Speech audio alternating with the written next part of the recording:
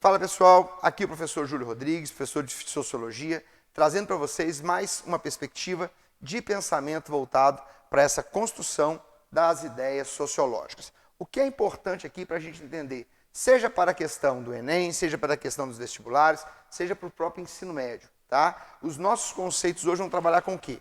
O absolutismo sociológico e o relativismo antropológico. O que isso quer dizer, Júlio? Quer dizer que necessariamente durante o século XVIII para o século XIX, valeu na Europa uma modalidade na qual se tinha uma absolutização das ideias sociológicas. Por quê? Porque a sociologia era absolutista? Não, porque ela dava uma fundamentação para tentar colocar a Europa como sendo essa relação. Então a sociologia aqui se preocupava com a civilização europeia, que era então considerada a mais superior. Por outro lado, a partir da segunda metade do século XIX, vem a perspectiva de uma forma de relativismo antropológico. Por que o relativismo? Porque ele vai passar a lidar com várias modalidades, com várias interpretações, mas não mais apenas sociologicamente, mas de um cunho mais antropológico, de um estudo antropológico. Tá? O que nós temos então? Lá por volta dos séculos XIV, XV, XVI, a Europa fez uma grande dimensão expandindo a questão territorial com as novas, entre aspas, descobertas. O que aconteceu? Ela então trouxe para si essa ideia de que ela deveria ser um modelo essencial para toda a sociedade que aparecesse. Por isso convencionou-se a ideia do evolucionismo superior, ou seja, a Europa ela é mais evoluída que qualquer outro lugar, então ela tem que ser preponderante e todos têm que seguir o modelo da Europa. Por outro lado, nasceu também a ideia de um etnocentrismo que acabou chocando, acabou elaborando uma perspectiva de um eurocentrismo. De novo, eu quero colocar aqui a Europa como sendo o centro de todas as modalidades. E ela tem que ser o padrão para tudo que vier depois. Por fim, um conceito que vocês conhecem pela metade. Eu acredito que todo mundo sabe a questão do darwinismo, né? Lembra da evolução das espécies, da seleção natural. Esse evolucionismo social, ele não foi criado pelo Darwin, mas foi criado por um autor chamado Herbert Spencer.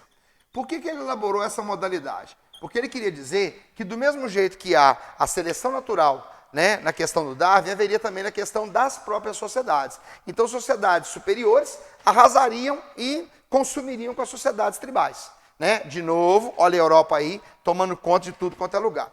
Pois bem, isso foi até a primeira metade do século XIX. Tá? Mas na segunda metade do século XIX, nós temos uma mudança de perspectiva, porque vem o relativismo antropológico. Não entendo o relativismo como uma nova forma de absolutismo. O que ele está preocupado, na verdade, é em estabelecer quais são os fundamentos que vão criar a ideia da relatividade sobre as coisas. Ou seja, nada pode ser absoluto, ainda mais se tratando da questão humana e social. Portanto, o relativismo antropológico, ele entra como uma questão de mediador dessas próprias ideias. Olha como é que isso acontece.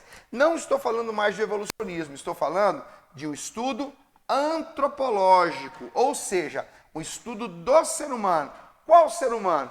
Aquele ser humano que for foco, aquele ser humano que estiver na sociedade, aquele ser humano que se destacar, aquele ser humano que aparecer como tendo novas perspectivas. Com isso trouxe à voga o quê? A questão da etnologia, ou seja, o estudo dos costumes. Costumes de quem? Das sociedades. Quais?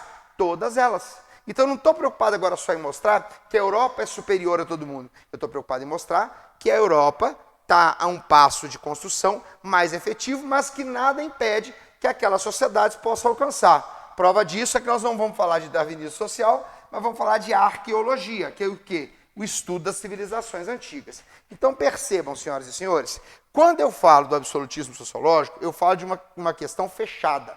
No relativismo antropológico, eu falo de algo que está aberto. Porque justamente ele está na construção de novas compreensões de diversos fatores e diversas ideias. Por que isso, Júlio? Porque agora eu não estou apenas teorizando sobre o mundo, eu estou construindo modalidades sobre esse próprio ser humano. Percebam que nós construímos isso até hoje.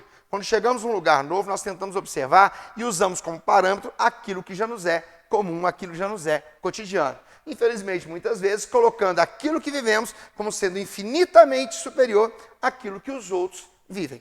Ok, galera? Fiquem atentos, façam a revisão e nos encontramos por aí. Grande abraço, até a próxima.